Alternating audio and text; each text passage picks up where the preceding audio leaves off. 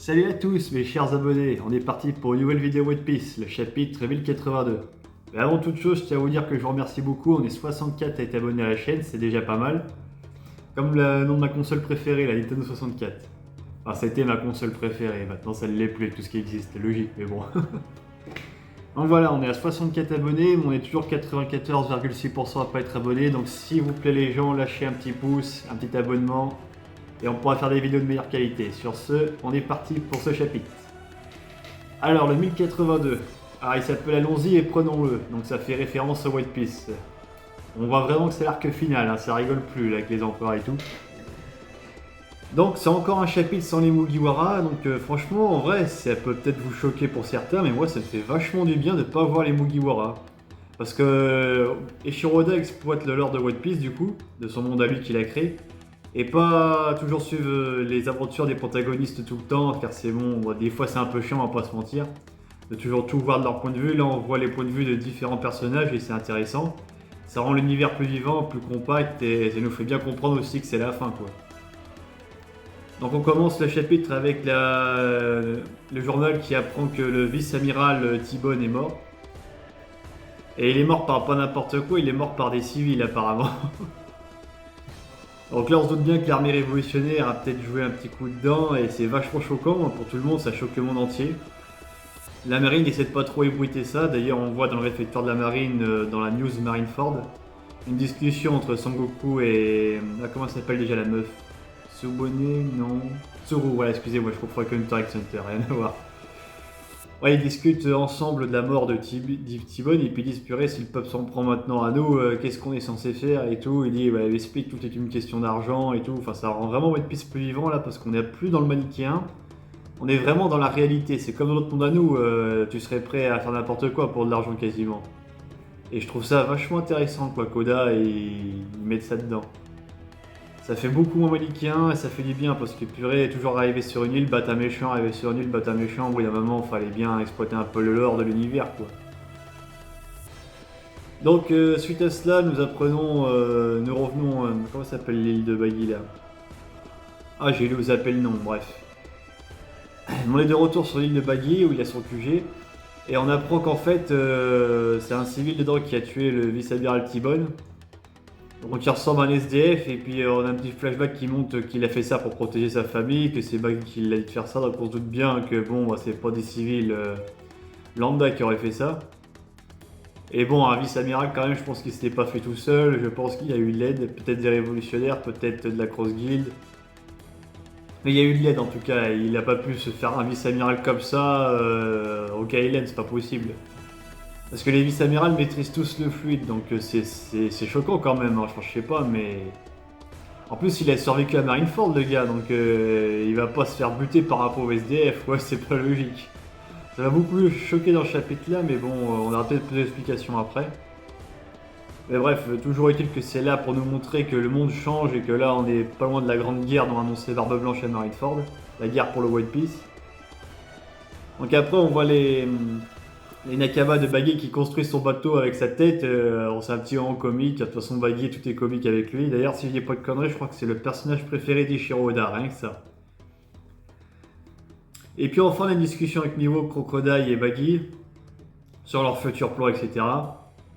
Et c'est là où on apprend quelque chose d'intéressant parce qu'on a le flashback de Baggy, d'ailleurs qui en souffre parce que Miwok et Crocodile l'ont encore passé à tabac, il faut que ça décidément c'est vraiment le punching ball des deux grands corsaires, enfin ex-grands corsaires. Puis c'est eux qui dirigent vraiment la grosse guilde par derrière quoi. Mais ils ont absolument besoin de Baggy parce que c'est l'image fédérateur, c'est un peu vous voyez comme Hercule comme Mister Satan dans Dragon Ball Z.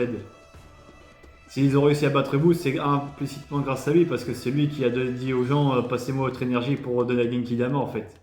Voilà, c'est exactement la même chose en fait. Le Baggy en fait c'est un catalyseur. Et ça c'est vachement cool. Donc oui on a un flashback sur lui. On va après la mort de Roger, où Shanks veut l'intégrer dans son équipage, Baggy refuse. Et puis alors ce qu'on apprend de nouveau, parce qu'on a déjà vu ce flashback dans d'autres chapitres, et ce qu'on apprend de nouveau c'est que du coup Baggy avait vraiment conscience à cette époque-là que Shanks avait un niveau vachement supérieur, qu'il avait un don, qu'il allait partir très loin quoi. Et lui, il a bien compris qu'il était jamais de son niveau, qu'il a toujours été faible.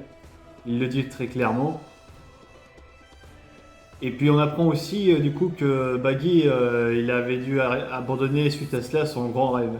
Et son grand rêve en fait eh ben, c'est tout simplement de devenir le roi des pirates, rien que ça. Ah c'est rigolo quand même. Ouais et puis il parle à un moment aussi de Loftel. Et ça c'est intéressant parce qu'on apprend que du coup Shanks ne voulait pas directement partir à Loftel, on sait pas pour quelle raison. Alors peut-être qu'il voulait monter son équipage, devenir plus puissant, etc. Je pense que c'est la raison la plus probable. Mais ça choqua beaucoup Baggy parce que lui il voulait directement y partir à Loftel quoi. Mais du coup, est-ce que ça veut dire qu'ils connaissent l'emplacement de Roftel ou pas? Est-ce que leur équipage leur ont dit? Parce que sinon, enfin, je pense que l'équipage leur ont peut-être pas dit, sinon ils se prendraient pas le cul. Parce qu'ils seraient pas le cul à chercher les rots de Podeglyph, ça n'a aucun sens. Qui voilà, Shanks n'aurait pas pris les rots de Podeglyph de Kid si jamais ce n'était pas le cas. Donc je pense qu'à mon avis, non, ils savent pas où est Roftel. Ils savent peut-être à la rigueur les emplacements des 4 autres Podeglyphes, ça expliquerait pas mal de choses. D'ailleurs, peut-être que la Cross Guild en tient une, on sait pas. Hein. On sait toujours pas qui a percé la marque de la brûlure. Mais voilà, on apprend ces deux choses-là intéressantes. Excusez-moi, je vais boire un petit coup parce que j'ai la gorge un peu sec. Ah, ça fait du bien. Donc oui. Et ça choque beaucoup Miwo qui est Crocodile, et puis du coup il dit à toute son équipe allez, il est temps de revendiquer le One Piece quoi. C'est encore une fois pour que l'auteur nous montre bien que là on est vraiment dans la chasse au One Piece, que c'est la saga finale. Et que là, à mon avis, je pense qu'il va se passer une grosse baston sur Elbaf. Tout va se jouer là-bas, à mon avis. D'une manière ou d'une autre, toutes les intrigues vont être mêlées là-bas. D'ailleurs, en parlant d'intrigues, oui, tous ces chapitres hors Mugiwara, et bah c'est pour vraiment résoudre toutes les intrigues qu'il y a autour, quoi. Par exemple, avec Barbe Noire, Aokiji, Garp, la ruche. Euh...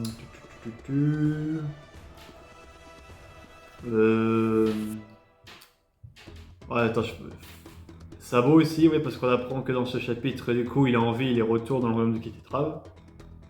Donc il a survécu à l'attaque de Lelousia.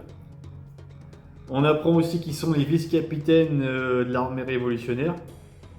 Donc il y a Giron, Gumball, Ayuru et Ushiano, je crois si je les prononce bien. Et oui, pour revenir à Sabo, on apprend qu'il est en vie et qu'il a une discussion avec Dragon et Iwankov sur leur arrivée du coup. Enfin, le chapitre s'arrête là d'ailleurs, c'est là il dit bon je vais vous expliquer tout ce qui s'est passé en Terre Sainte de Marie-Joise. Mais c'est chiant que ça s'arrête là parce qu'on voulait savoir putain, on voulait savoir quoi. Oui comme je disais, Shiroda il résout toutes les intrigues, maintenant on sait que Sabo est en vie, on sait les ambitions de Barbe Noire d'Aokiji, ce qui se passe sur la ruche. Sur Kobe aussi on sait, la Cross Guild on sait. Sur Kid et Lo, on sait maintenant ce qui se passe, donc là je pense, si je dis pas de conneries, qu'il reste plus de sous-intrigues à résoudre, et que là le prochain chapitre à mon avis sera tourné sur les Mugiwara. Moi je m'attends pas à ce que Shiroda nous montre directement la suite à la discussion avec Sabo et tout ça. Donc je pense qu'on va retourner sur Egghead. Et j'espère que ce sera la fin de cet arc, parce que bon, c'est pas que j'aime pas, mais je trouve que c'est un peu long et j'ai envie de passer vraiment à la fin quoi. J'ai envie de voir du vrai combat, j'ai pas envie de voir des intrigues à droite à gauche, au bout d'un moment, faut résoudre votre piste quoi. Donc voilà les amis, si vous avez aimé cette vidéo, n'hésitez pas à liker, partager et abonnez-vous, très important. Et sur ce, je vous dis à très bientôt pour une prochaine vidéo. Ciao!